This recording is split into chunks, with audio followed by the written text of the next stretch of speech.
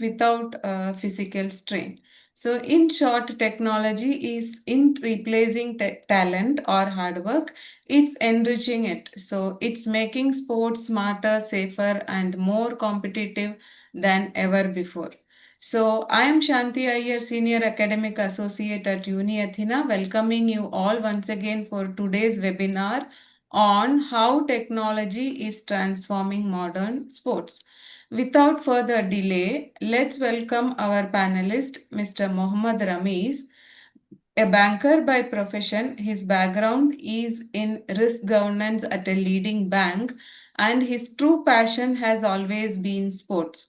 So, nearly for 10 years now, he has been working as a sports consultant, collaborating with academics, schools, and academies, schools, and corporates to design impactful health and wellness programs, as well as skill development initiatives for young talents. Alongside, Mr. Ramesh holds a master's degree in business analytics also. So, data is at the core of what he does, just not in business but also in sports as well. So, let's welcome Mr. Ramesh. Over to you, Ramesh. Thank you. Hi, Shanti. Thank you. Thank you for that introduction. Good afternoon to everybody. I hope I am audible. If yes, you may raise your hands. So today we are going to discuss how data is actually changing in the modern sports. So we're going to look at things that not just how an athlete spends his life during his building his career, but also how teams actually use data to improve their team game, also impact your life on without you knowing it, and also the opportunities of that you have in the world of data and how you in the careers that are available for you in the world of sports. So before we dive deeper, okay, there's always a question that I will ask with people that you are very much common about or commonly know about. So we often see Lionel Messi. Everybody knows Messi and Cristiano Ronaldo. Now, many people also always ask this question, right? Why are they great? Is it because of its boots or is it because of its brain? Now, when it comes to Cristiano, it's just not talent. It's intense discipline and training routines. That's what he's famous for. And I don't know how many of you watch cricket here, but if you are a cricket fan, you all know about Virat Kohli, not just about his technique or this, but the amount of time that he gives and the importance that he gives as for his health and his fitness routine. Now, personally, I believe that greatness in sport still comes from grit, resilience, and relentless effort. So, no question about that. However, when we look at the longevity of modern athletes compared to previous generation, and when I'm comparing to previous generation, it's the like of the greats like Pete Sampras or Andre Agassi in tennis, or if you look at football, your Ronaldinho, your R9, or many of the midfielders that you actually know, quite often used to retire at the early age of or during the mid age of 30s. But it's not only at the age of retirement, you could see their forms dipping. There was a sense of belief in the sport world that your prime is always between 25 to 30. But now, if we look at the longevity of the modern athletes, when you compare them to the previous generation, the difference is actually striking. In the past, many top players would often retire, like I said, in the 30s, because today we have legends like, in tennis, Novak Djokovic. All of you know about Novak Djokovic. He's won 24 Grand Slam titles. Recently, which concluded French Open, he was playing against a 23-year-old Yannick Sinner, who was world number one. But if you see them play, if you watch that game, you would not know how old actually Novak Djokovic is. He's actually 38. But kudos to how he is maintaining his health. It's important to see how long he's actually also taking his career. Not just him. Rafael Nadal is an example. He's been injured for a very long time. He keeps getting injured, but the amount of Grand Slams that he's won, the grit that he's shown, it's not just related to his grit alone. There's a science behind it. People have understood what he's actually facing problems with, and he's changed his game accordingly. Now, You know, many players, when you take the cricket, there is Virat Kohli, there is MS Dhoni. When it comes to football, there's none other than Cristiano Ronaldo. You have your Ibrahimovic, all who has actually played longer than many of their previous generation players. Some of them into the late 40s. Dhoni is still playing the IPL. So, have you ever stopped to wonder how they manage this remarkable longevity? Now, let's be honest, no one can take away credit from their extraordinary hard work. No, that's already understood, the discipline and the passion. But without a doubt, advances in technology and sports science have played a critical role in helping these athletes train smarter, recover better, and maintain optimal nutrition. That's key.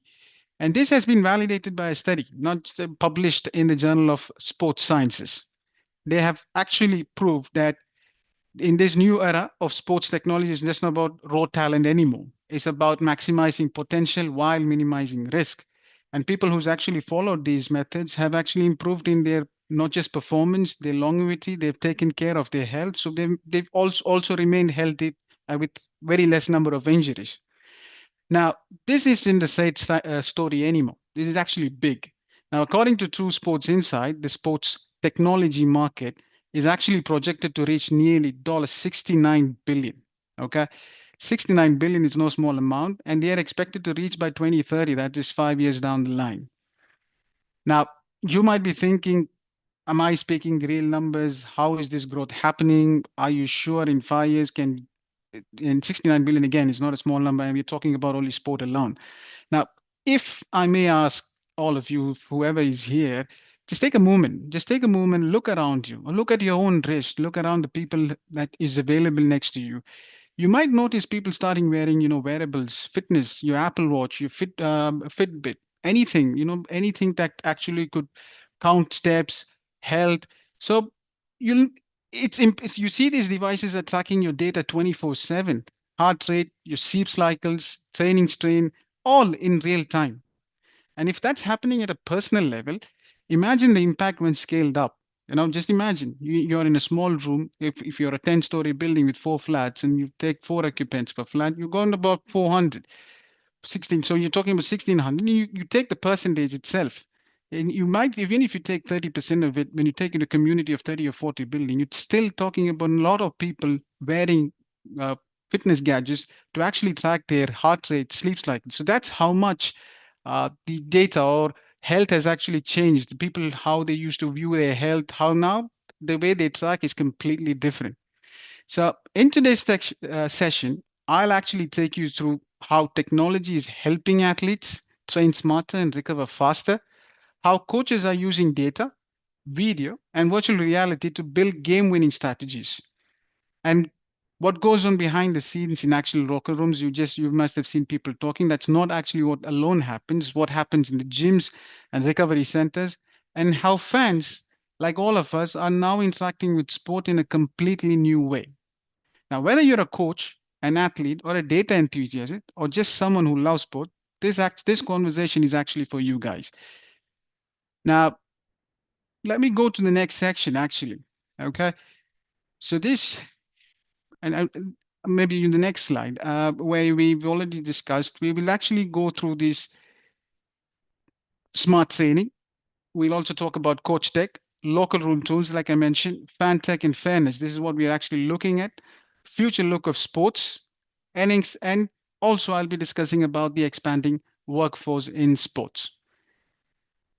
Now, let's start focusing on the athlete, the person pushing their body to its limits every day. In the past, training was mostly based on experience, intuition. Okay, if I continuously work hard, I run around, I increase my miles, that's going to sometimes help me. It's about trial and error. I try a shooting method, I try a throwing method. I used to look in the books, training techniques of previous coaches, how to take a stand maybe in cricket. So today, it's changed. Wearables and data analytics have revolutionized this process, making it far more scientific and personalized. Now, devices like Whoop, Garmin, Playmaker, or your Fitbit, or even your anything, your Mi Bands, all of them are actually tracking a range of metrics: your heart rate, variability, sleep quality. training load, recovery, sprint count, speed, distance covered, and even stress levels. Imagine, even stress levels these devices can actually manage that. These data points give athletes and coaches a clear picture of when to push harder and when to rest. Now, for example, I'll take the example of Ronaldo or maybe an NBA great, LeBron James. They both use Whoop. Whoops is strapped to monitor their sleep, or their strain, or their recovery every day. Now, these two athletes are somebody who often speaks about the importance of recovery. They tell the amount of hours that they spend training. It's also important for them to recover for that many hours. Now, similarly, many Premier League football clubs also are now using AI-powered tools to predict injury risk. Now, before you used to play, you used to get injured, and then now it's changed. People are actually relying on data to actually prevent injury before happening, especially if injuries like hamstring strains that are historically kept players out for months. Now, that's a common injury in sport: the hamstring injury, your groin injuries, your ACL injuries. These are all common injuries in many of the sports. Now, this predictive power allows teams to intervene early and protect players' careers. Now, that's very important to understand. Earlier in the day, maybe you look back, you'll see a lot of players' careers were actually hampered because of injuries. Now, what they're actually telling, because these players are no more mere individuals, they cost a lot for the club. Them being injured and not playing for the team is also impacting the results. So a lot of investment is actually gone from the clubs in ensuring, these things are actually looked at. Now, this data driven approach isn't just for athletes. Now, if you look at it, many of you already use smartwatches or fitness bands to track your own activity. It may be counting steps or monitoring your sleep to check just to say if you're having adequate number of hours of sleep, or measuring your heart rate during your workouts just to see everything's fine. Yeah. These things, if you look at your own personal levels, they've changed in the last maybe 10 years, 10 to 15 years down the line. I mean, before it has changed. Now, I have a simple question to you. How many of you actively use fitness trackers or smartwatches? What's the most useful insight you've gained from these devices? Now, you drop your answers in the chat. We'll be able to see that. Yes, Ramesh, we can wait in the chat box and participant can truly answer 100% your answers. Will appreciate your response, all the participants, I see we're to seeing a make lot of responses. Yes, to to track make daily that steps. session more Yes, interactive. Yeah. yes. People are actually using smartwatches to actually track their daily steps. Yes, that's interesting to know. Any more? Any other answers? Anybody uses to count the miles they run? Do you have your goals? Heart rate during workouts? Yes. Work to track sleeping habits. That's a very good one.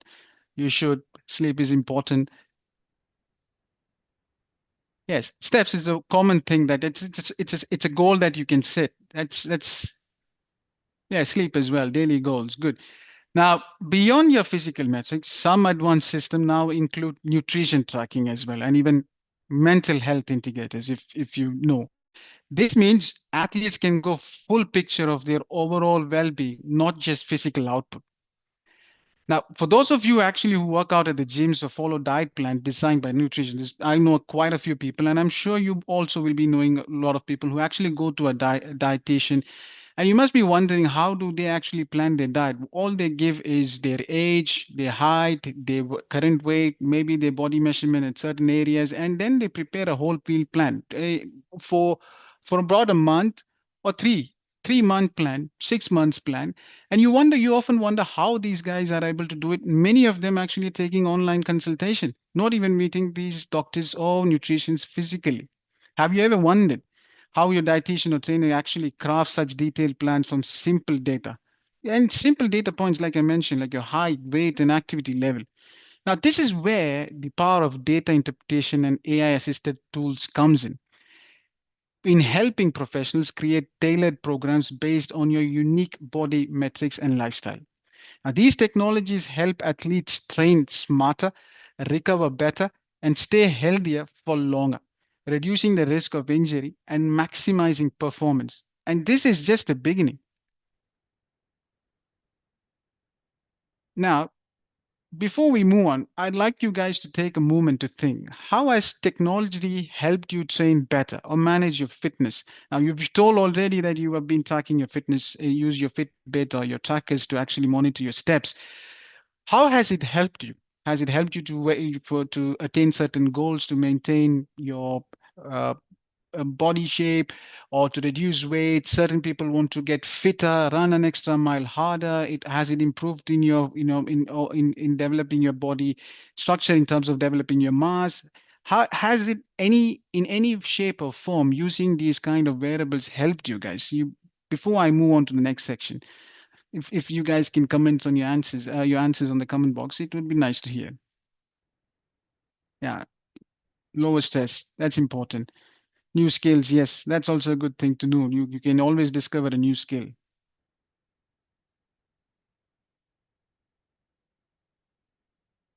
to make my work faster and easier, help my fitness routine. Yeah, that's also a good thing to do.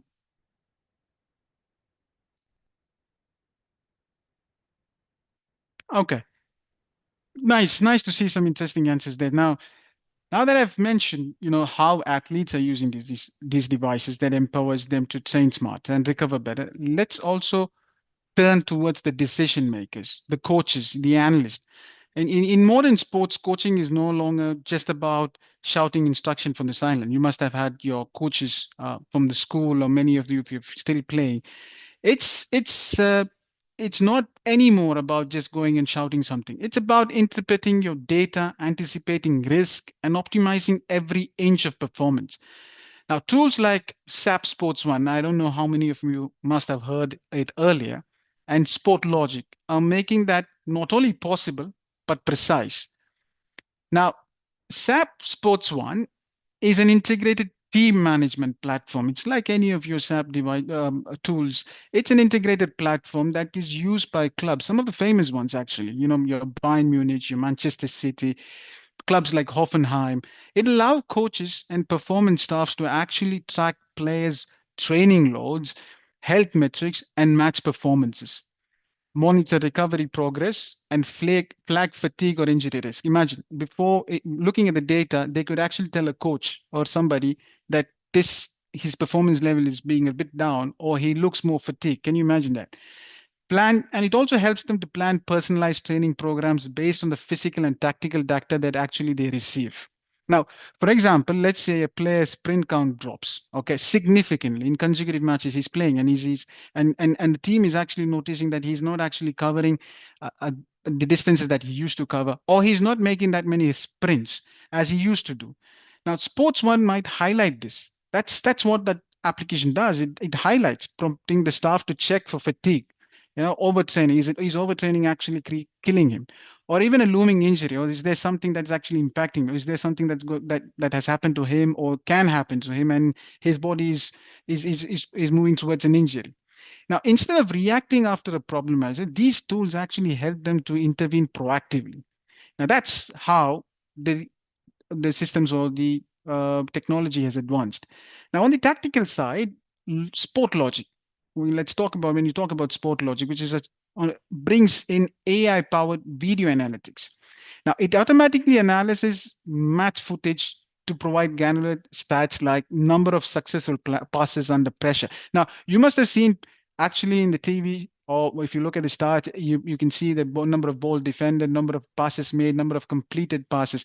Now, these spot logic devices or technology as such can actually tell you how many passes or how did the player perform under pressure. Now, we live in a world where social media is quite common. Everybody uses it, and everybody has their own opinions. Some people actually uh, give their own opinions, but nobody actually looks into the root cause of why certain players actually made a mispass, why certain players what came under pressure, why certain players were in a wrong position at the wrong time. These tools actually helps them to give this data, not for example, their defensive positioning efficiency. Now, time spent in optimal zones. That also, like for example, an optimal form in football, is always the third half of the opponent. That's where you go ahead and strike a goal. So, how many times have you entering the opponent's mark? So these kind of data, or in cricket when it comes, how many of the balls are you actually leaving alone, or are you not scoring? So these kind of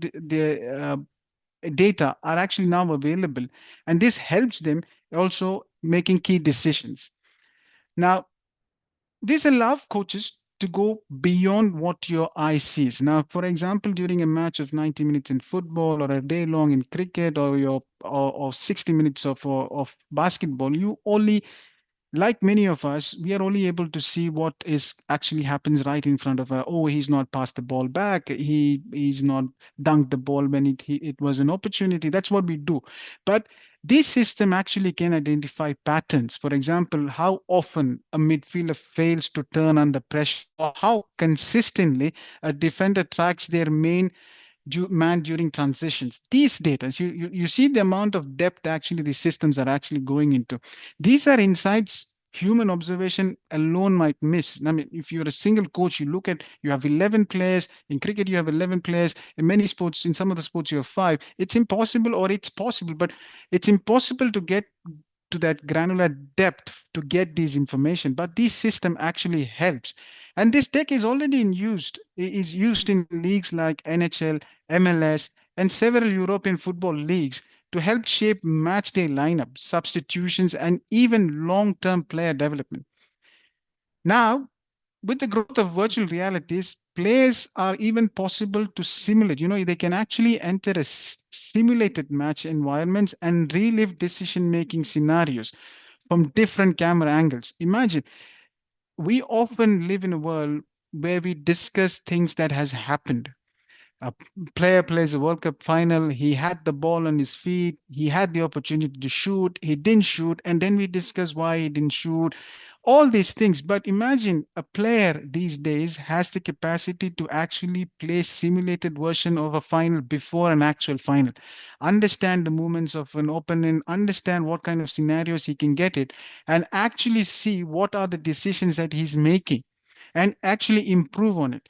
Now, don't you think that is actually a great technology to have it? Now, in it's not just a technology, it's been in use. NFL quarterbacks used actually these VR to review passing decision from their own visual perspective.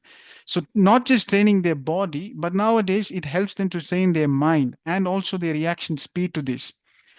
Now, all this data that is available is just not for tactical use. It's also influencing how team approaches mental contagion. Now, we are living in a world where mental health or mental fitness is often talked about. So mental fatigue can be just as limiting as physical fatigue. Now, to tackle this, many elite teams now incorporate EEG headsets. Now, these are these fancy headsets that you see some of the players using. So, we often see some players actually walking into the stadiums wearing a headset. Not necessarily these are your normal audio headsets that they use. These are sometimes your EEG headsets. It's a wearable device used to record brain electronic activities and neurofeedback tools, that track cognitive stress and focus levels. Now, there are apps like Headspace. It's a sleep app designed to help users improve their mental health and well being. It offers a variety of guided meditations, courses, and sleep tools to help reduce stress, improve sleep, and boost overall mindfulness. And there's also another app called a Calm for Teams that are used in locker rooms to introduce players to meditation and mindful routine. Now, often before matches or during recovery days. Now, there's a study also that has been published in the Journal of Clinical Sports of Psychology, which showed that athletes who use mindfulness apps alongside neurofeedback tech reported 30% lower anxiety scores and better sleep consistency. Now, this shows how the modern coach's role extends far beyond tactics. It includes emotional and cognitive coaching too. And just like we discussed earlier, even if not an elite athlete, you're not an elite athlete, think about how detailed your fitness or nutrition plan can get today. Many of you have had many of you, or some of you in this group, might have had a dietitian give you a precise eating schedule, and it might have actually helped you just based on your body weight, height, and goals, or on these metrics. Now, these are actually made possible by AI driven software that references thousands of data sets to personalize calorie needs, macronutrient ratios, and meal timing. That's how all this is made possible. Now, this data backed personalization is no longer just reserved for the elite athletes or your Olympians. It's now readily available for you to access as well. Now, don't you feel that's actually interesting? I would be keen to know is have how many of you in this room actually must have approached a dietitian? Do we have anybody who's actually approached a dietitian to help them have a better uh, diet plan? And has it helped? Very, very interesting question and much needed for today's time, Ramesh. So we can wait for some time for our audience to answer in the chat box. And not only for the athletes, but also for normal people who are overweight or who are underweight people are also nowadays approaching our dietitians. So as you mentioned earlier, also a lot of dietitians are available online for people to reach out, especially after this COVID period. And also, I'm sure many replies we can expect in the chat box. I request all the participants to reply back about this question on the dietitian. How many of you are reaching out to dietitian for a better health? And yeah, we are just getting few result replies. Unfortunately, so this person, Yeah. Alexis, she's actually replying. Unfortunately, they're not y- sports nutritions and that. Yeah, that's important. You need to go to the specialist. Yes. Yeah. So we can just Yes. wait for Yes. 2 more minutes. Yeah. Yeah, everybody is busy in their work life and family, but definitely reaching out a dietitian and getting proper diet as per our weight and age and physique is also very important, I feel. Yes. Especially sleep. Sleep is also important these days. Yeah. Yeah, you're Okay, not we wrong are if you. waiting. Yeah. Yeah, we are waiting for more responses, audience. Please, attendees, please give your opinion on.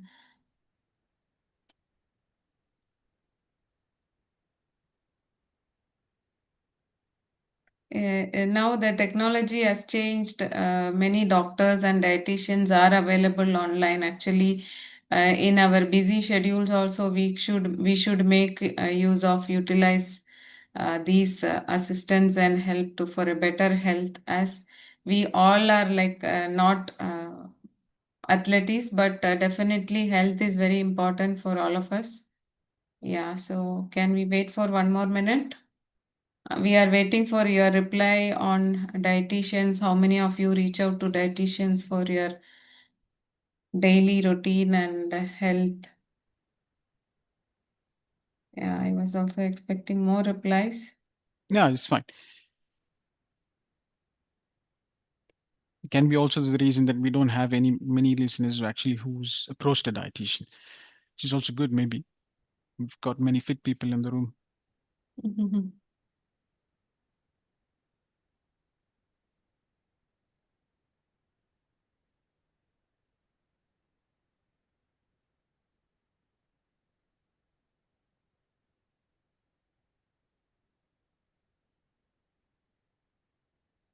Nice answer. Interesting.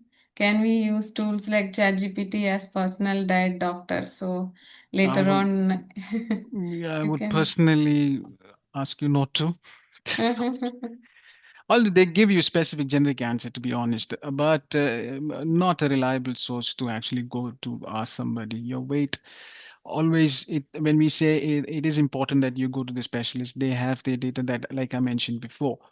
So ChatGPT, no, no, not necessarily can be of help in this regard.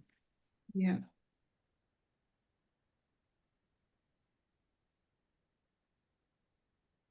Still, we are waiting for the responses about.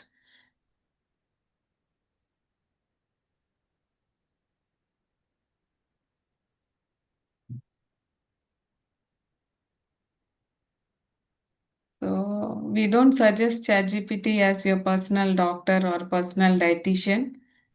Sorry for that. Yeah,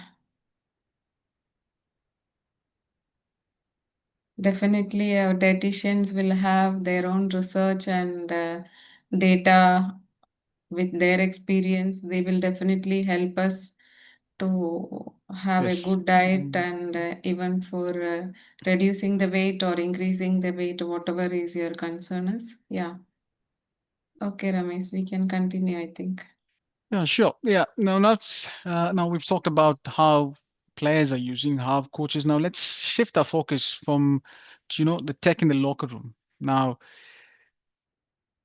that's something that is often less visible, the recovery thing is not something that is actually often visible to many of us. It's not accessible to many of us. So the locker room today isn't just a place for pep talks, okay, or to have your protein shakes. It's a data powered recovery lab, to be honest. And in modern sport, recovery is no longer just about reacting to an injury. It's about predicting and preventing even before it happens. That's how much important it is. With the amount of money, with the amount of fitness that investment that is spent in sports, is very important for a player to live to its potential. Now we have a lot of devices like Kitman's Lab is something is a performance intelligent platform used across the Premier League, NFL, your National Football League, your NBA, and the Olympic teams. It combines, what it does is it combines GPS load data, injury history, your physio's notes, your notes that your physio writes, your sleep metrics, and subjective wellness scores, okay, all in one single dashboard. Now, the software is it uses machine learning to flag potential issues early. Now, for instance, if a player's spin drops, we talked about this scenario earlier, slightly, even of the slightest, or their sleep score is down, and they report maybe a soreness. Kitman will highlight, this particular thing will highlight that as a pre-injury risk profile. The player will be actually flagged as a pre-injury risk profile, prompting coaches to intervene. Now, we've got an actual case study where, many of you, I don't know if many, but if you follow football, you must have definitely, if you follow EPL, you must have heard of Everton FC. They've actually used this, and they've actually managed to reduce their, injury, the soft tissue-based injuries by 28% in just a single season after they've introduced or implemented Kitman Labs.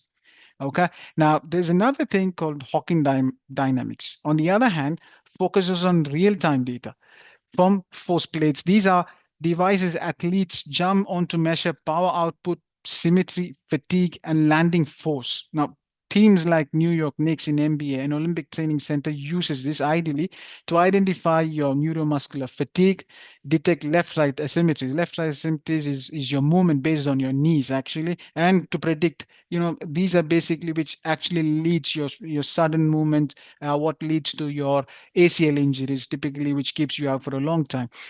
These are now predictable. This isn't just about numbers, it's about keeping players healthy and ready when it counts.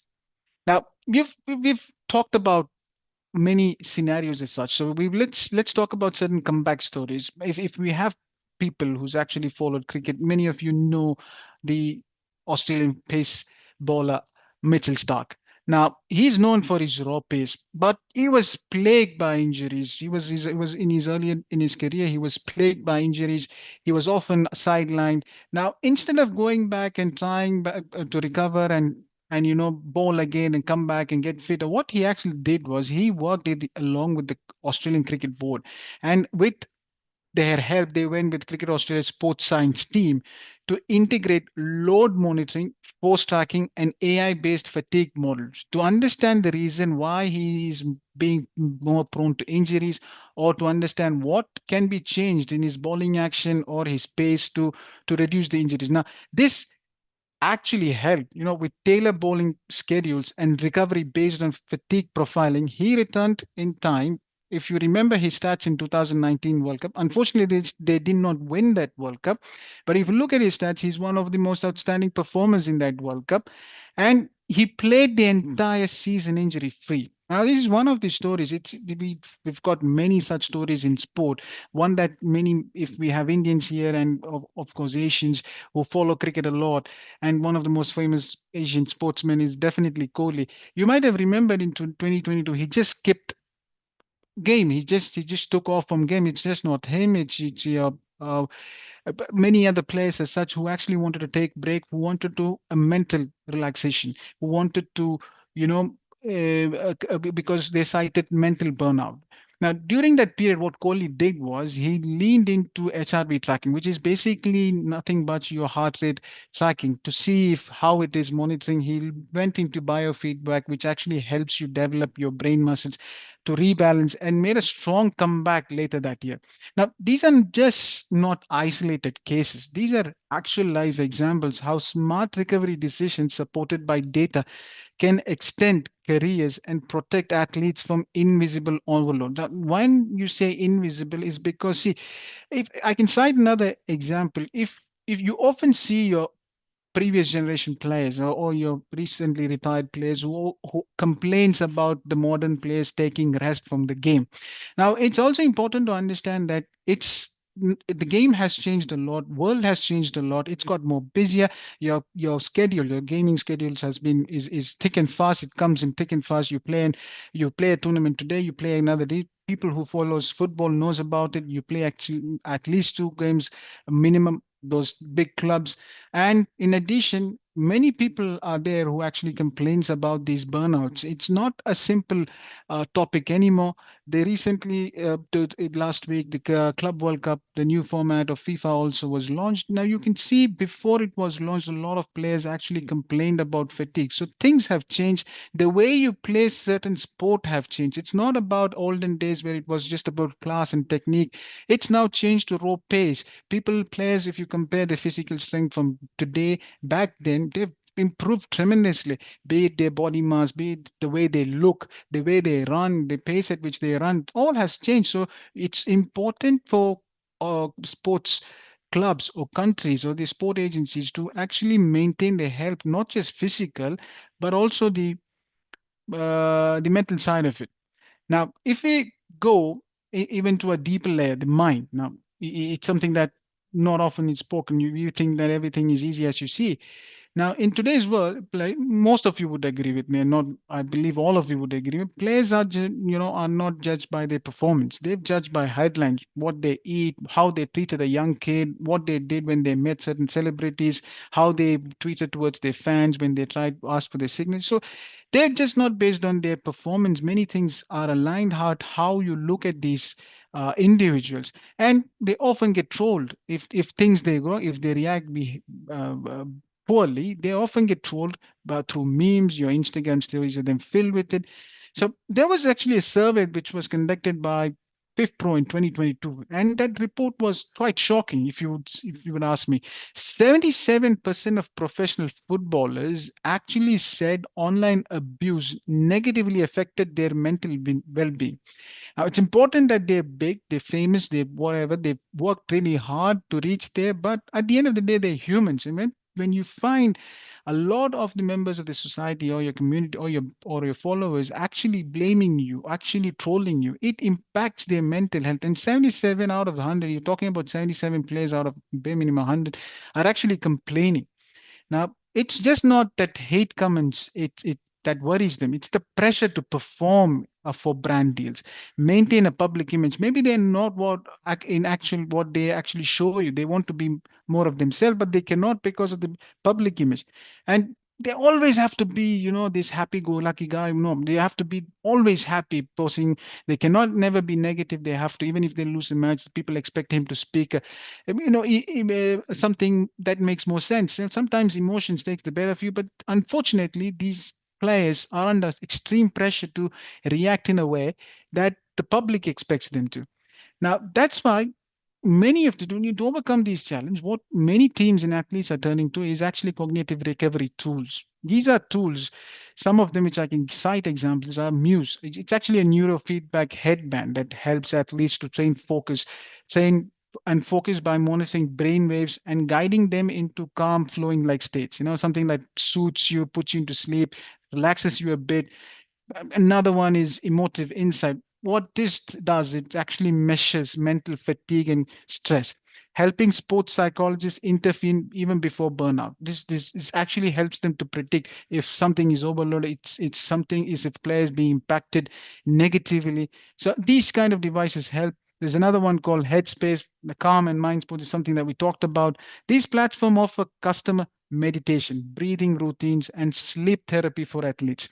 Now, these, while we speak, we might think these are upcoming. No, these are already in use. These are already in use. In 2021 NBA playoff, the Philadelphia 76 integrated calm sessions, actually integrated calm session into their daily routine to reduce game day anxiety. That's because people now understand it's not all about physical performance on the pitch. There's several other factors that impact the player's performance, and one such thing is anxiety, being under pressure even before it starts. Now these calm session actually helped aid focused in back to back, let them be kept. So if you follow NBA, there are 7 games in a season to play off, and it's a big thing. It's followed across the world. Many people back them, and it's a lot of pressure for these players. And for many such teams, maybe it's a one-time opportunity to win that NBA final. So it's not as easy as you see in the eye. It takes a lot of pressure, mental preparedness, physical preparedness. So this kind of investment actually has helped teams, and not just teams, individual athletes. If you talk about individual tennis, it's your the Naomi Osaka, your Ben Stokes in cricket, Simon Bales, all have taken steps back to reset mentally. This is not because they they're tired of playing. They just can't do it anymore. Their body and the mind just don't want it anymore. They get stressed, they get worried. So what they've done is they've gone back, used these methods to actually come back stronger.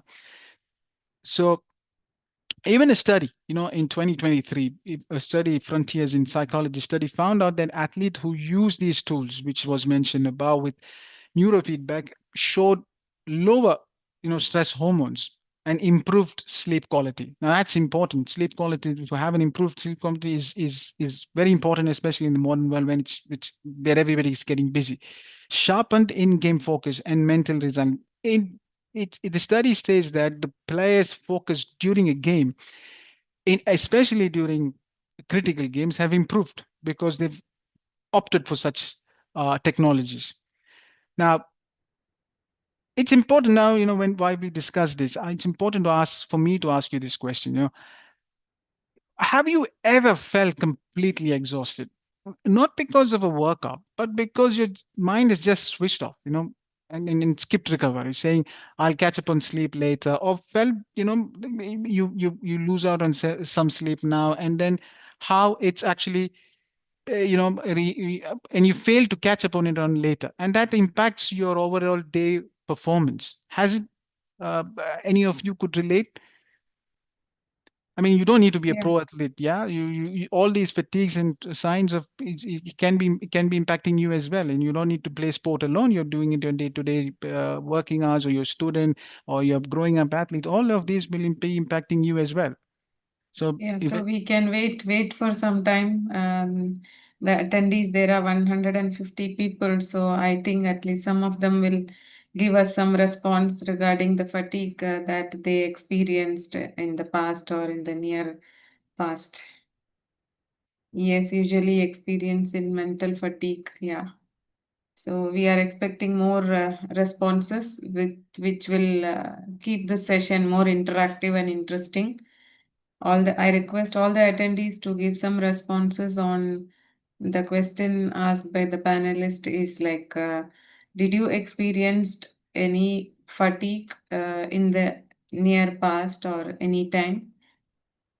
If so, what can be the reason? If not the athlete, also anybody who is attending this webinar, I request all of you to just respond on this question. Thank you.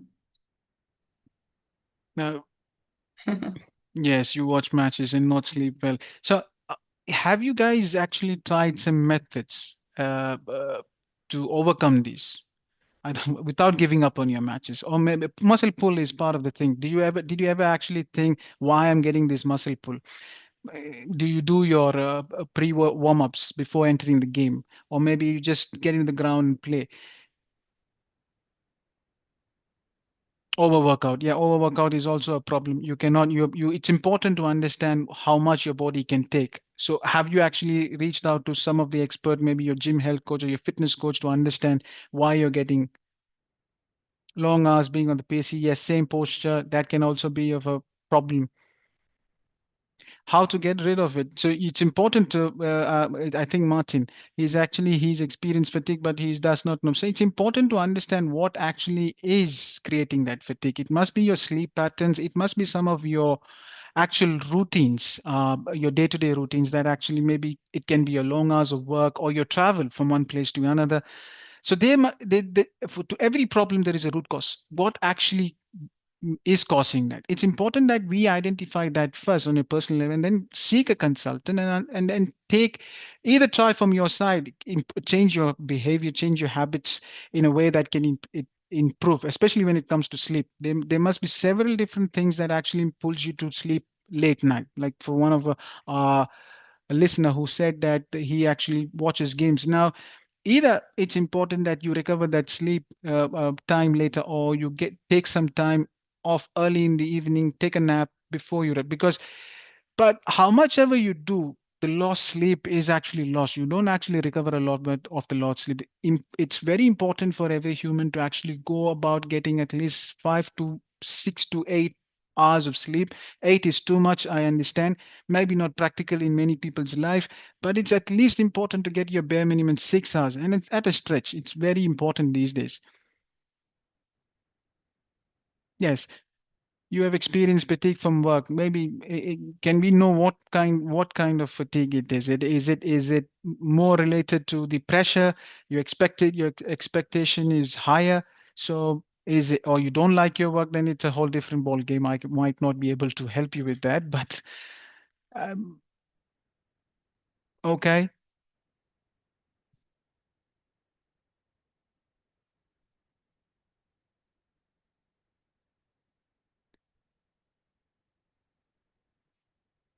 Now, why we speak it, it's important to understand. I don't know how many of you have often listened to the players' interviews, but if you are somebody who is keen on sports, who's actually looking to develop athletes, or who yourself, trying to become something in sports, it's important to understand that recovery is very important. The amount of time that we spend, our body spent, it's important that our body also comes back in the form of, you recover from that kind of exhaustion.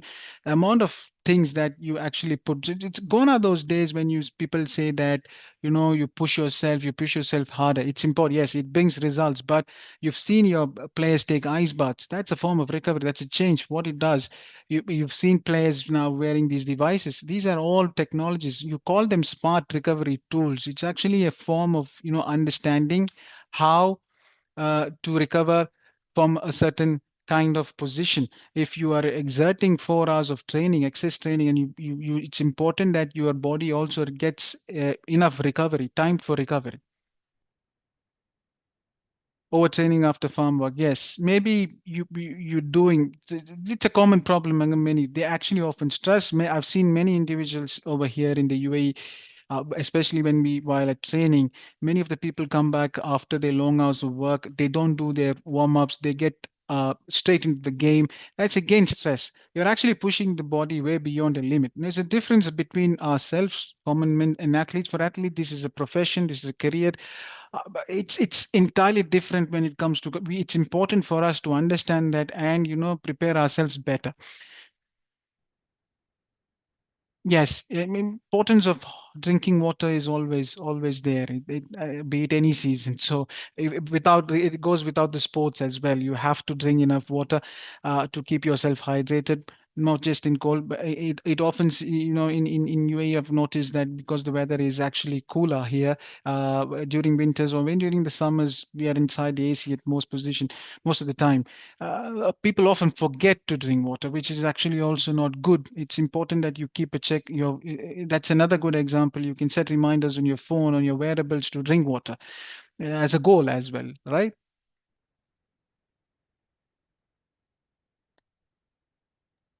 So thank you all participants for all those responses. Really appreciate because this is a very interesting topic in general also. So many takeaways we are getting today, Ramesh, with this session, insightful, and thank you so much. Let's continue. We have few more points, and then Yeah, sure. before we conclude, I want to inform all the participants who joined from the beginning, and you all are staying with us till the end of the session. Will definitely be getting a free participation certificate, which will be notified you in your registered email IDs. So please wait for that and check your emails regarding that free certificate for participation. Yeah, so having more rest and drinking more water, getting some massage and getting some fruits. So many suggestions are coming. Along with all suggestions, we also recommend you to have a personal dietitian who may properly guide you as per your body structure and everything. Messages are coming due to work hours. I may go to sleep at 3 o'clock and stuff. So take care of your body as per listen to your body, and always it is recommended to have a nutritionist. They suggest you for better nutrition and food. Yeah.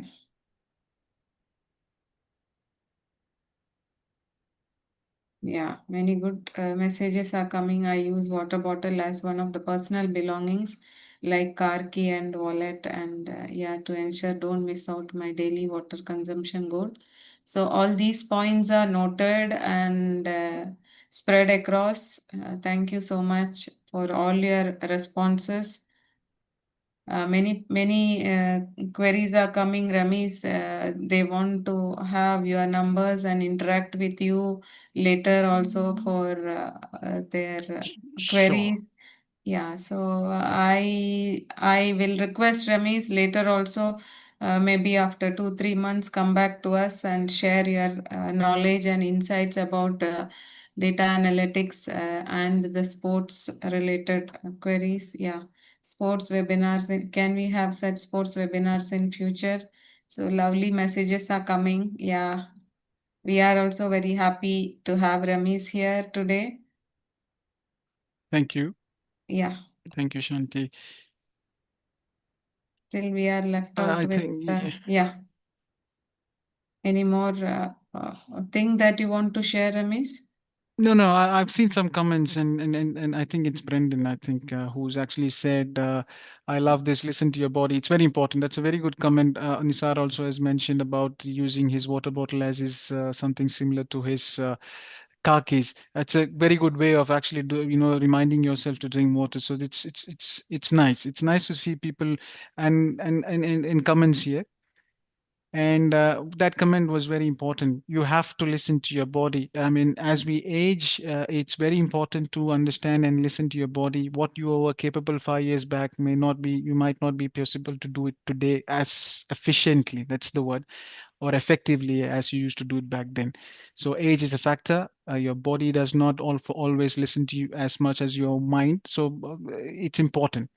Now, if I may be allowed, let's go to the next session where we actually step out of the pitch. Yeah, we've talked about recovery. We've talked about how coaches use this technology, how athletes are now changing their way of workouts and approach to a longer careers.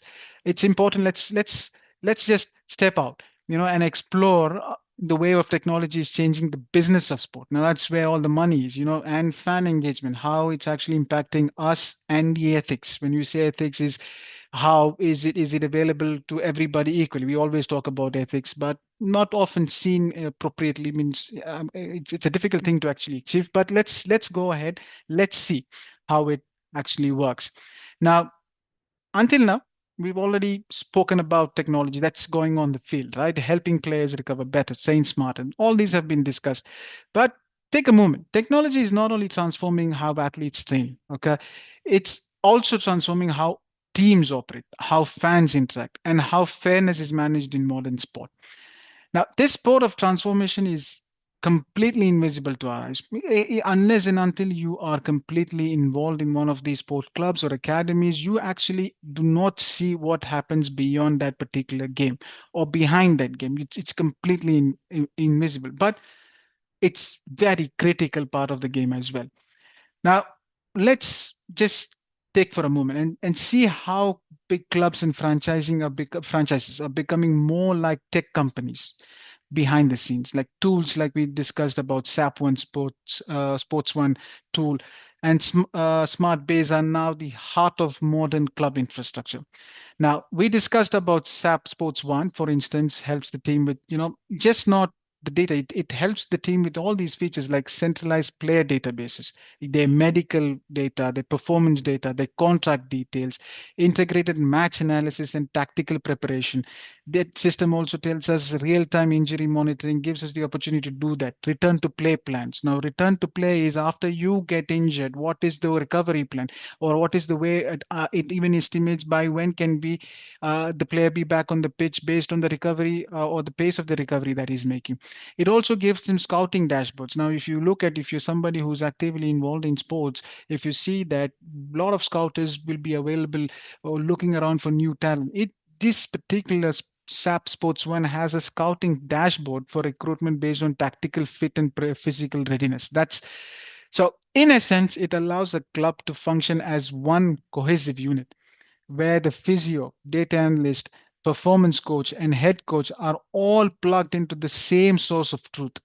Now, for to cite one of your examples, in a big name, Bayern Munich actually uses SAP Sports One not just to analyze past matches, but to simulate possible opponent strategies. Just imagine, it actually helps us if it's playing Bayern Munich versus Dortmund next week. This particular tool actually helps the club to simulate how Dortmund might play based on the formation that you actually put.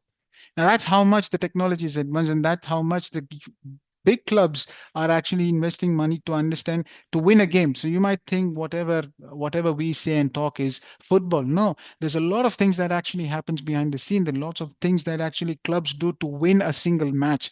Now, now this tool actually simulates and also helps them to actually adjust formations accordingly.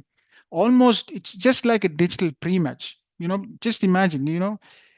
Now it's also changed the way fans watch, yeah, and interact with sports. It's completely changed as much as the locker room. Now, from your mobile apps that track player heat maps. Now, if you often look at if your cricket or your football, it actually tells you, some of the apps actually tells you who has the possession in live streaming. It streams live where the ball is. You're not listening, you're not reading. It just shows you where the ball is.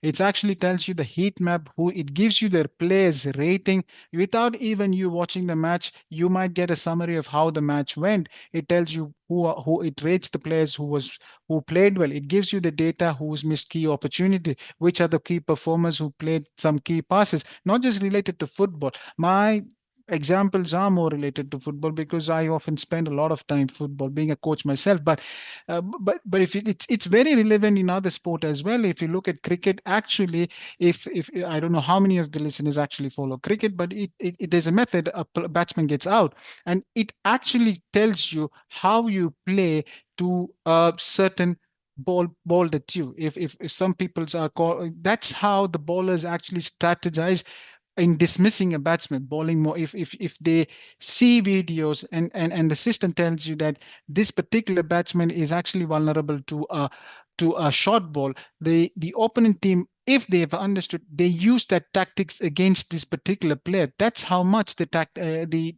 system has developed, or the technology has advanced. It gives you that much of detail, and it's important for analysts to understand these details as well. Now, let's get back to this. From when you are enjoying that data as well, all of these are now readily available, all of these data is actually getting updated in real time. AI powered highlight reels is also in real time. Now, engagement has become a two-way relationship. Like, for example, you watch, you comment, your social media, it's nothing but, again, a fan engagement. Now, Now we talked about fans. Now you look at the stadiums as well. Now today's stadiums has also advanced based on technology. It's got Wi-Fi mesh networks that stream data from your seats to analyst. It actually gives data to the analyst. You have apps overlaying live stats for in-seat fan. It actually gives you, for people who seated, it gives you actually live stats. Facial recognition and contactless ticketing improves security and speed. Now, I don't know many, like, again, I'll get back to this example. You've seen if many of you, again, football fans, you know Tottenham, you know they've recently won the Europa League after a long time. They're a subject to troll, but still a famous club in England. They recently built a huge stadium, and that's actually equipped with 2,000 plus sciences and the advanced backend that allows fans to order food from their seats while also collecting behavioral data to improve match day experience.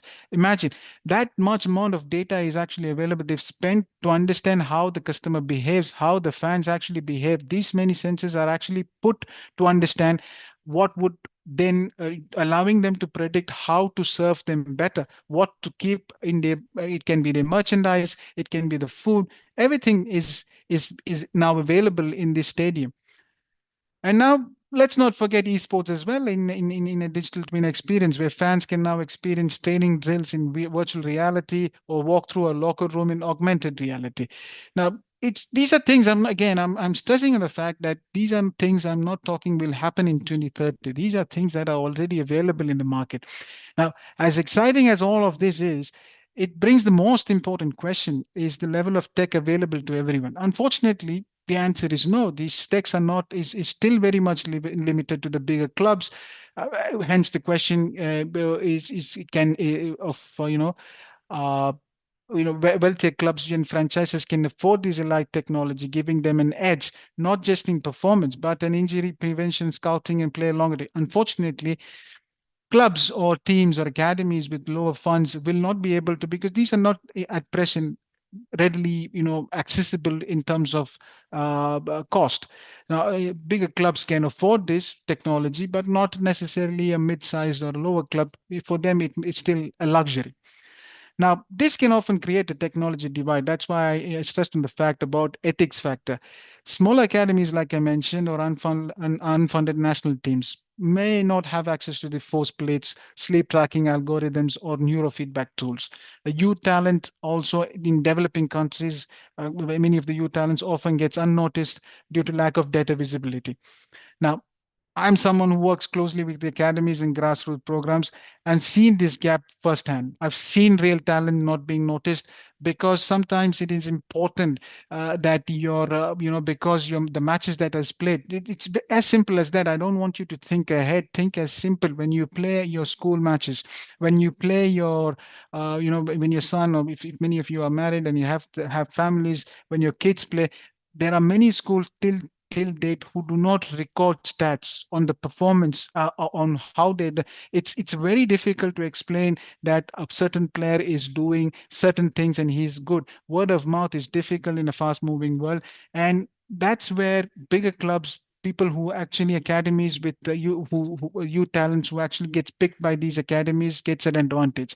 It's unfair, but that's the sad reality. Now, how to dechromatize this or how to make it equal is something that is a very difficult question. If I would like to know if somebody in this group might has faced this kind of problems, or even if you have a solution in your mind. It can be vague. It's not necessary. It needs to be implemented. And sport is all about being fair, giving equal opportunities. That's why we all love sport. But do you think with these advancements and the amount of money that is being spent, bigger clubs will always get bigger again with the thanks to the help of technology? But is there anything that you feel can help improve this situation in your, and it's just an open question, if anybody would like to answer?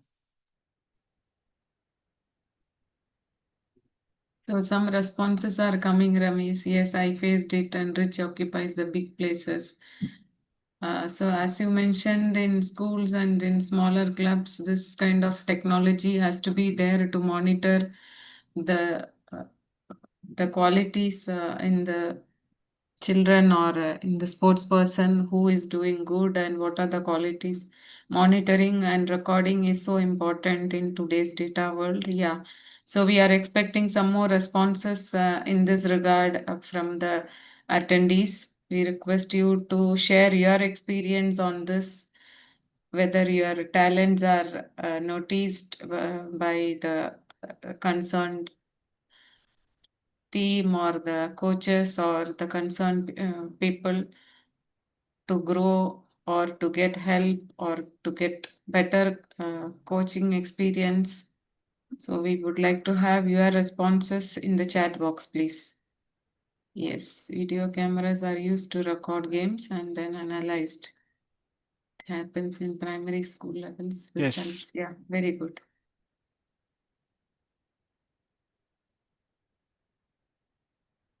Some more Okay. responses. Yeah.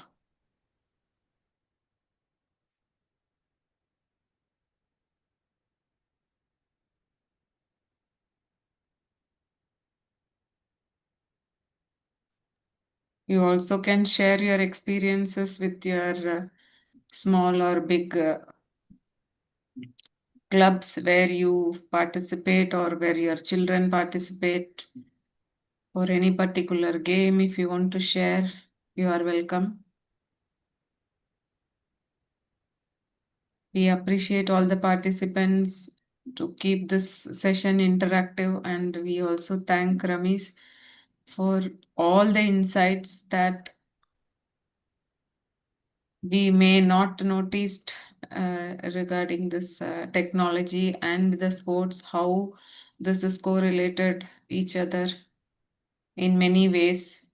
Many of a time we can see that in the sports maybe two players are playing, or 12 players are playing, or 22 players are playing, but the audience is huge in lakhs, and all these are possible with the technology. And you can see online these matches and everything.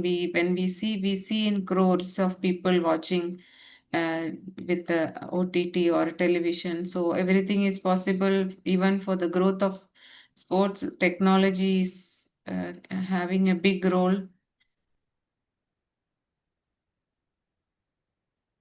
Many queries are coming to you. So I think the time is the limit wherein you cannot discuss all the points related to the sports, and many questions coming. So I'm sure definitely we will have one more session in the coming days to answer these queries.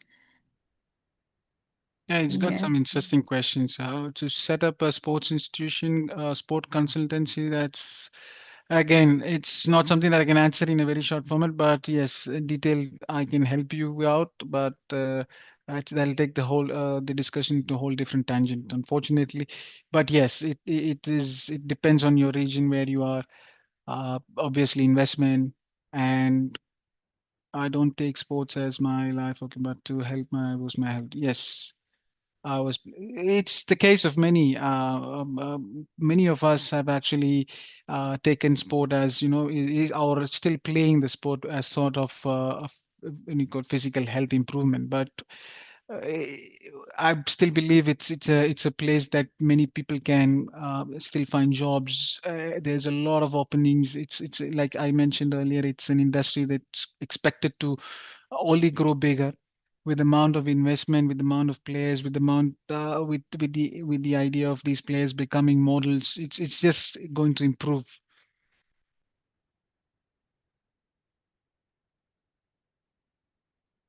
Yes, I agree to the West Indies. They were a great team at once upon a time, especially in the 80s and 90s. But unfortunately, the current state is a bit poor. But it does, like you mentioned, it's not sometimes about, like we discussed earlier, there is a grit, there's passion for the sport. I'm a firm believer that whatever technology come, as long as you don't have the will to achieve it, no matter how big the technology it is, you don't have the grit, you don't have the passion to follow your heart or to give everything to the sport, you're not going to get that desired result. I think West Indies cricket is one of the that example where many of them actually have given preferences to smaller leagues. So it also depends on the players' preferences. Can we see carbon neutral stadiums? I think yes. In the future, when it comes to sustainability, there are a lot of things actually the stadiums, or when it comes to sport, right from the way I think sport has a common problem is in the fast fashion, which with the amount of jerseys that are being used, that's just as simple as that. It's not a sport. It's not an industry which actually looks towards sustainability. But there are things that are moving towards that, right from your merchandise producers who's actually changing the materials that they use on the building these clothes.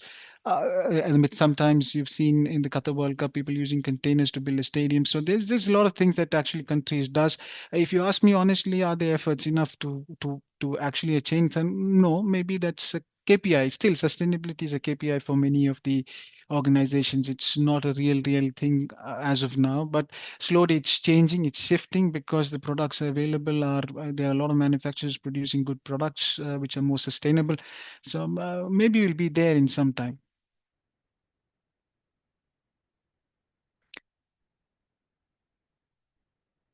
No, Oh, it's a what's that? fan experience of 2030 will be more physical. It depends on how. So your question is very valid. It's a good one. I think in the 2026 World Cup also, he's talking about, or maybe he's talking by by 2030. It's going to be a bit of both. You will see advancements of technology. See, Tottenham Hotspur Stadium was built in about, I think, 2021, 2020. I cannot recollect, but that's, yeah, 4 or 5 years back. Now you're talking about 2030. There's a lot of stadiums that are going to come up. United Stadium is going to be rebuilt. So the more we advance the technology, you can see a lot of things that is going to change even inside the stadium. It's not going to be limited just to have a match day experience. It's going to be a collaborative of a lot of things where people can actually get associated closely with the player's experience. So all with the help of VR, all these things can come into reality. So yeah, you can expect a hybrid of both because again, maybe I'm old school, but there's nothing like physically experiencing something. So if you still play, if you ask me, playing on the pitch is still better than watching it on the going to the stadium or watching. It's still better. Playing the game on the field is still better than on the EAs on your PlayStation. So the physical experience I think should be there. So it will be a hybrid of both.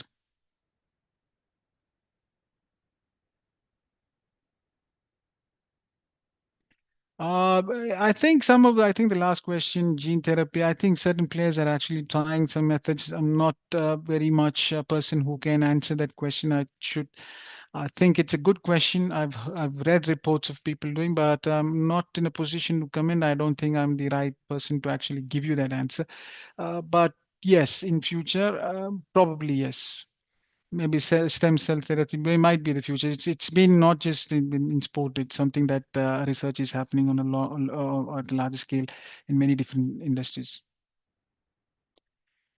Okay, so I think we can go to the next section where we actually talk about the future look, where the next decade of sports technology would be. Now, we've been discussing many things in the last hour. We've seen how technology has reshaped the athlete, the coach, the fan, and even the business model behind sport. We've touched certain points on that, but this, to be honest, is not the final destination for that. In many ways, it's just getting started.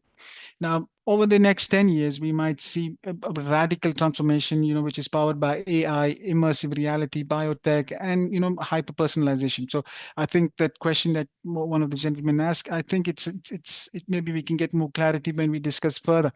Now, emerging trends, and, or what are the emerging trends and what's coming next? So in the near future, innovations that will be lighted or would be mainstream by 2030 would be AI-driven injury prediction. It will become universal. Now, top clubs are using it. We expect, or the market expects that most of the clubs, most of the sporting institutions will adapt to this technology to their benefit. But unfortunately, like we discussed before, it's the bigger clubs that enjoy these kind of models in or tools in their clubs. By 2030, you can expect a lot more being associated to these kind of wearable integrated AI to be used in community sports. Even your youth academies might be, because more and more companies would be producing it. The ideas will be shared. You can, as long as the material is available in plenty, you get it at a, the prices also drop down. I'm talking about a common level. So you've seen that with various different products. So by 2030, if not by 2030, at least by 2032, 33, we will see this being happening, where a lot more of your academy players would be accessible to these tools. It would be available to that level. Now, today we are talking about only elite clubs. In next 5 to 8 years, we're talking about the academies. And when I say academies, academies even to the level where in your respective countries might have access to these tools.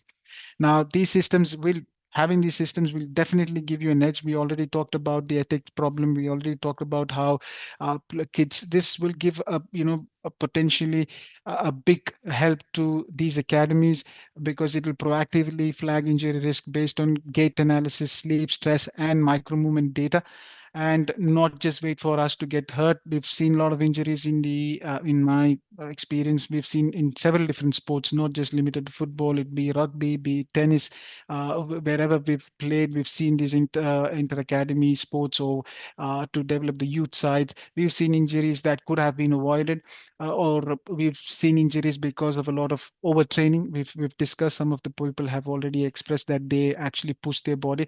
Now, we as we grow, our body has limitation. As we are younger, these young people can do more, but there is always a limit. When you push beyond it, your body might not respond, and that's what we see common when it comes to younger athletes.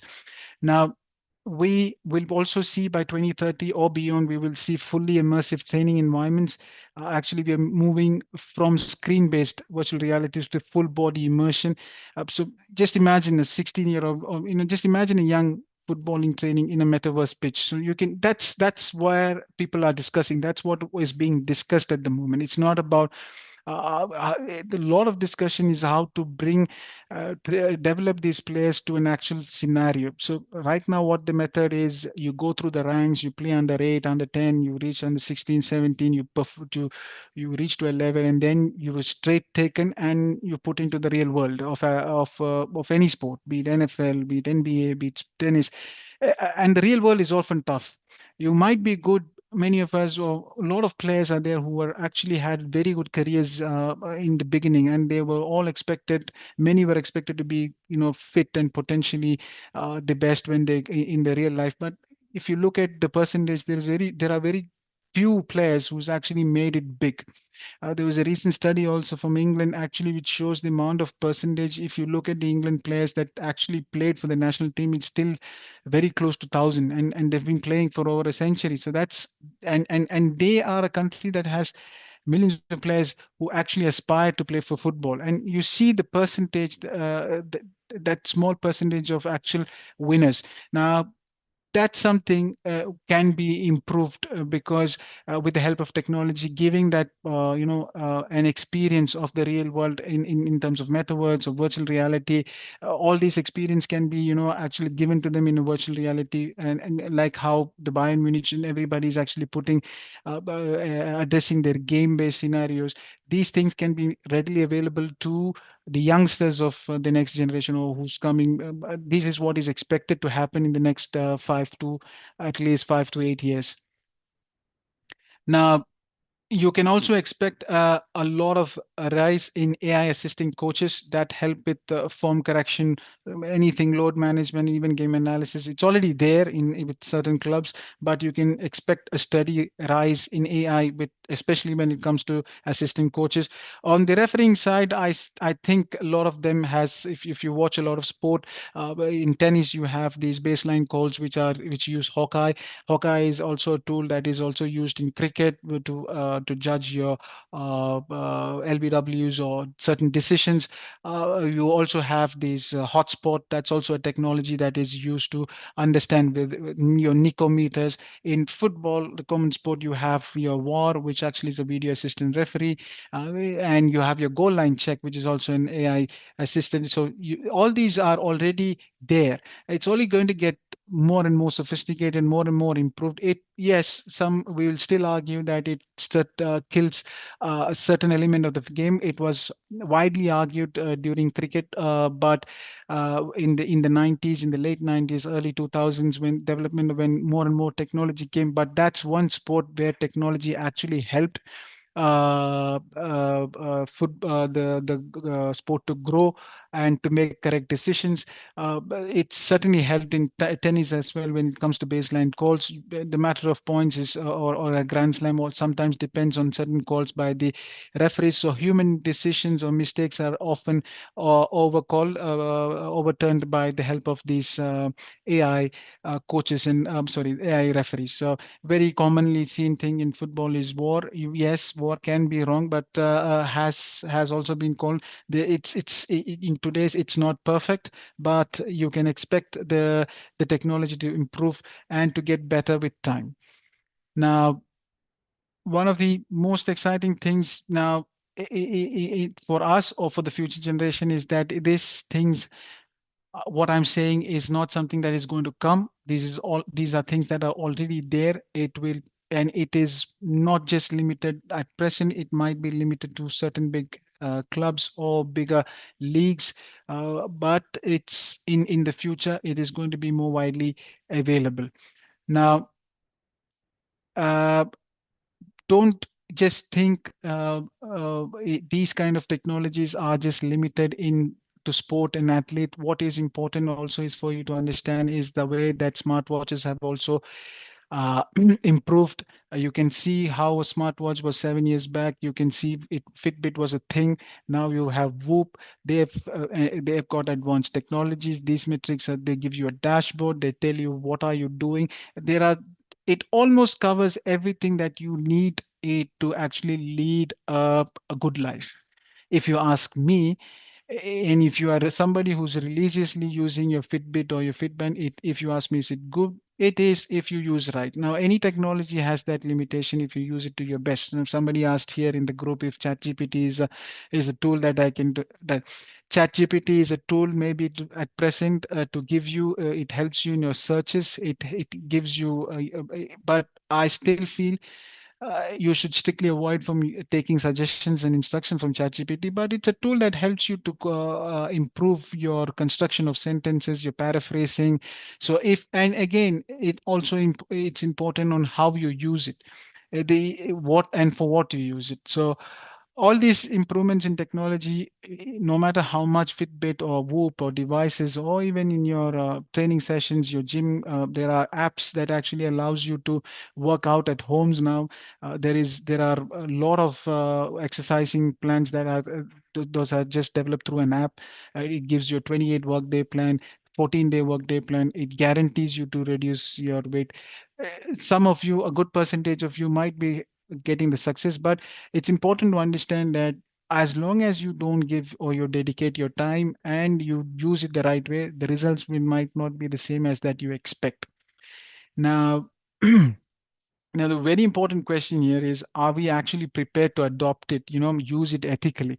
I think most of the users here already use a smartwatch, but if I'm supposed to ask you a question honestly, uh, have you used a smartwatch to its complete potential? I've heard people using to count steps and for her, but has any one of you actually used it to its complete potential? Helped uh, where it changed your life's, daily routine to a very great extent to make it better? Have Has it happened to any of you, or are we still in the world where Apple Watch is? I'm wearing an Apple Watch because it's from Apple. Is that the logic that we are still using today?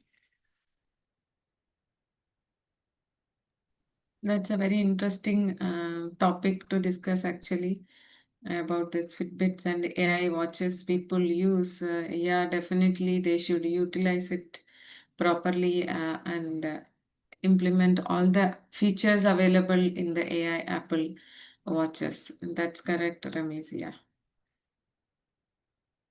So, um,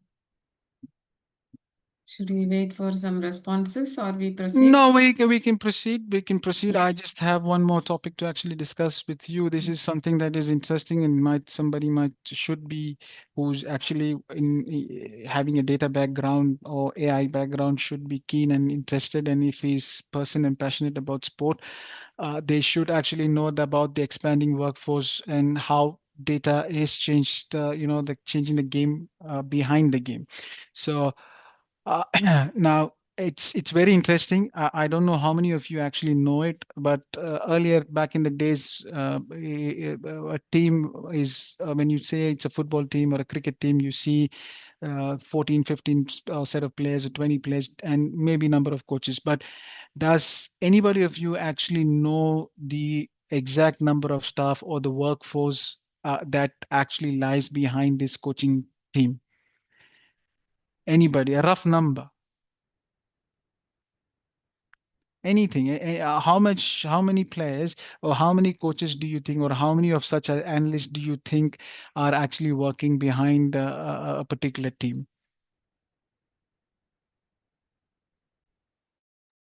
So, audience, it is your turn to answer this.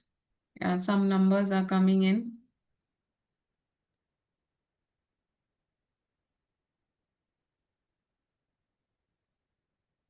Okay, first the Portiers, congratulations for winning the. If it's the South Africa, for congratulations for winning the ICC World Test Championship, 10-20. No problem. 5, 10, 27. That's what you see, or maybe seven of them. Sometimes you see Liverpool or clubs like Man United walking out with 5 or 7. Cricket, you have a particular main coach, and then you have your analyst, your fielding coach, and all these people sitting. But to give you a correct answer, it's just not numbers. There are actually departments that actually work behind this team. It's just not a certain number of few individuals. We often think about data in sports as something that helps players. It's to optimize their performance or reduce injury. But there's a twist in this. That same data revolution has transformed sports workforce. That's what is important. It's just not athletes getting smarter. The team behind it are also growing. And when I say that, what do you call it's when you look at the data, see, there's a lot of data that is being collected. As long as you don't make sense to the data that is collected, that's why I said that no matter how much technology grows, if you don't know how to apply that in your real life, or all these data that the players are being from where it's being collected, if you're not making sense out of this, then it's a big problem. And it's a problem that we are not able to, no matter how much amount of money that we spend, it's not going to give you the desired result. Now, 10, 15, I can take this down for you. So 10, 15 years ago, most of the sports team had maybe 1%, like you said, some of you said 5. With you must have seen on TV also, he sits on a laptop and he's doing some basic video cards and saying that, okay, here, and that's all gone. And if you look at today, big clubs, I'm talking about the big ones, and you've got plenty of them across the world. So I need you to think in envision in that way. When I say don't limit your vision to just your Real Madrid or it's thousands and thousands of big clubs in several different sport actually employs dozens of analysts. I'm not talking about 2 or 3 analysts to do something. They employ dozens of analysts, and these are not just for stats. Some of the jobs that are available in the market. And if you look at LinkedIn thoroughly, if you look at personal clubs, if you look at, maybe I'm not sure about here in the UAE, but if you look at a club in the Europe market or in the US, or back home in India, in Asia, you've are hiring specialized performers or professionals. You have new roles like performance analyst. What they do is they normally break down movement patterns. Just that. It's the job is to actually analyze the performance of players. There is biomechanical analysts who study the posture and joint load. Well, that's what they do is to understand if the amount of workload that is being implemented onto a player. Recruitment analysts who predict the young player's potential using predictive modeling. Tactical analyst, this is something that many of you who actually sport, that's something that we must have commonly heard, who create heat maps, impression matrices from hundreds of matches. Now we've talked about recovery, so to make use of that data, it is the recovery analyst who use sleep, or the data that we retrieve from sleep, HRV, and load tracking data to prevent overtraining. Now all these are not just getting, these are they building dashboards. They're not simply saying, okay, he's having 5 hours sleep, tomorrow he's having 8. They are actually building dashboards. They're actually training simulations, risk models, all using real-time data. Now, these are not just something that it's come out of the world. This is actually studied. Now, there's even a study which says that the sport analyst job market in the US alone is projected to grow over 27% by 2030, much faster than your any average job roles. Now, many of you have must have heard, of this term, load management. Even recently, I don't, again, I'll go back to cricket example where you recently India appointed a captain to replace Rohit Sharma. So there's player Shubman Gill. Before him, everybody wanted Bumrah to be the captain. So another player. Now he is one of the prime pace bowlers of India. He is, but he's often cannot complete a 5 match test series. That's where and that's one of the reasons that he felt that he shouldn't captain India. Now, load management might not be something that your previous generation. He was criticized by many of the players, former players, for saying that he's not given enough time. What you call many of the previous players does not understand the word load management.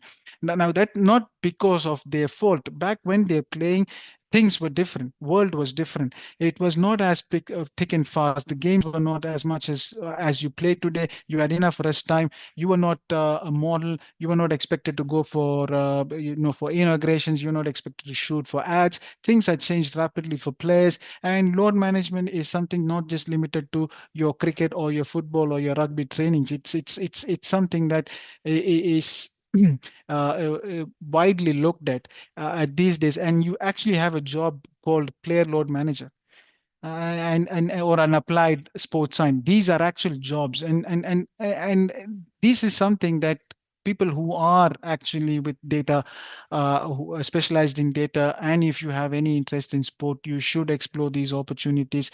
Another example, again, we talked about sports one again because it's one of the best technologies that's available.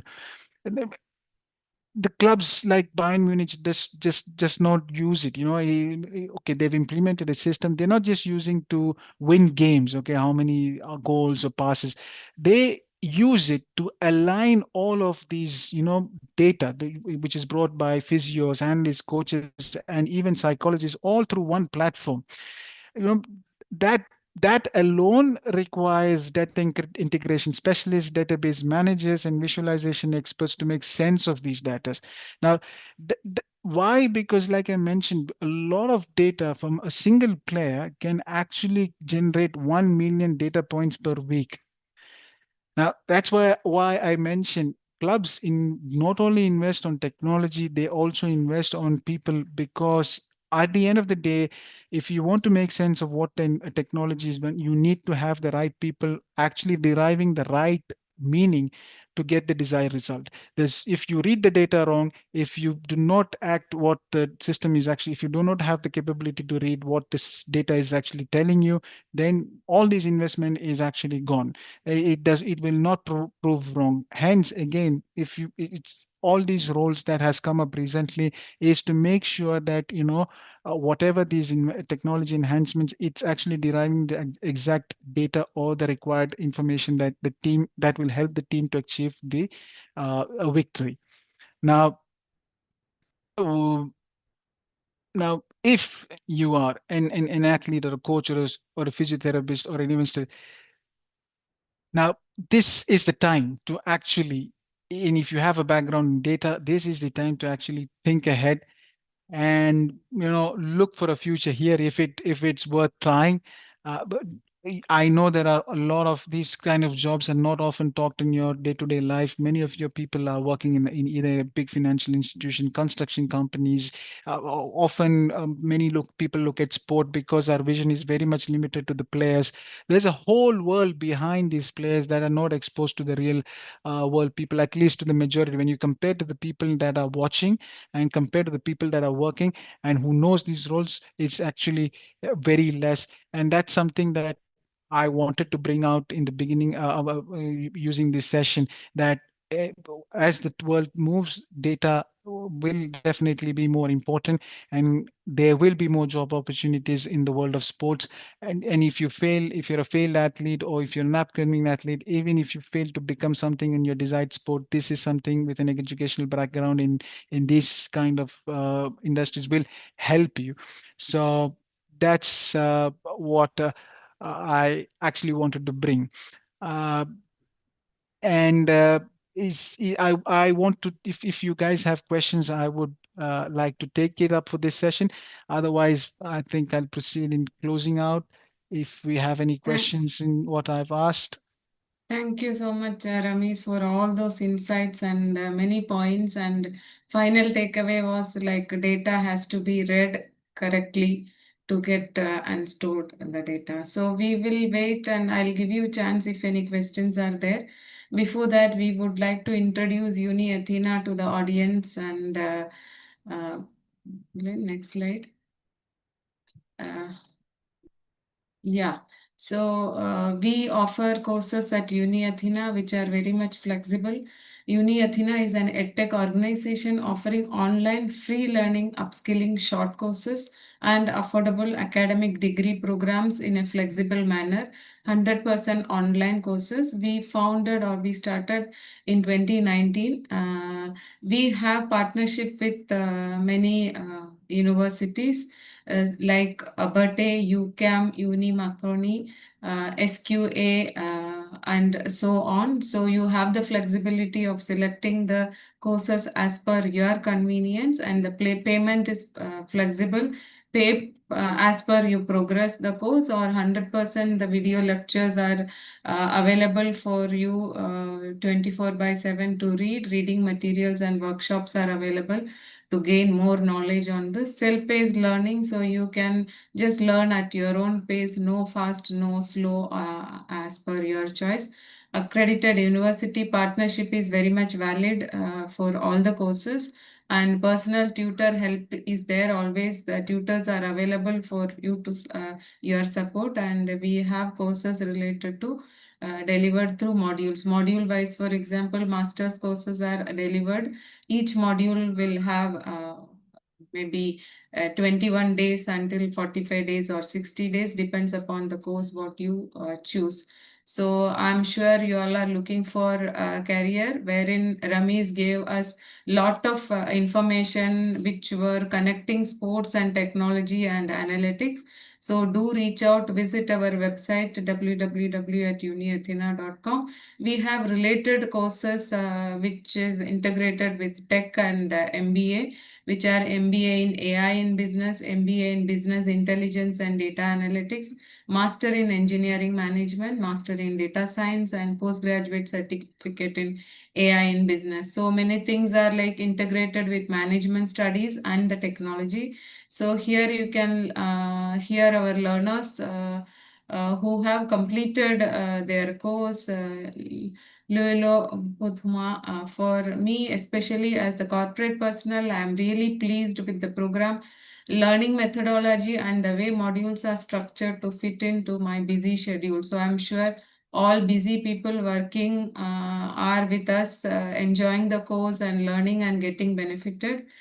Jamal has to say the entire experience was fantastic, and it was very flexible within my work period, and the teaching methodology and the approaches are amazing. So these are the few testimonials that we received. For more details and for more inquiries, please reach out to Fatima at uniathena.com or admissions at uniathena.com. You can also note down these numbers which are given. Thank you so much for all the participants for staying back with us till the end. If you have any queries or questions in between, we also answered many questions. Definitely email. Definitely, this same session is available in the YouTube. You can search on the YouTube UniAthena. I also have pasted in between to watch. Yeah, slides we cannot provide, but the entire session is available in the YouTube. You can search. Also, I can provide the link here. And yeah, thank you so much for all the insights, Ramesh. Thank you so much for the participants. Those who were till the end with us will be receiving an email to fill up a form for free participation certificate. You will be receiving an email and which has to be filled and submitted again. Thank you so much, all. Thank you. Thank you. Thank you, Shanti. Thank you. Yeah.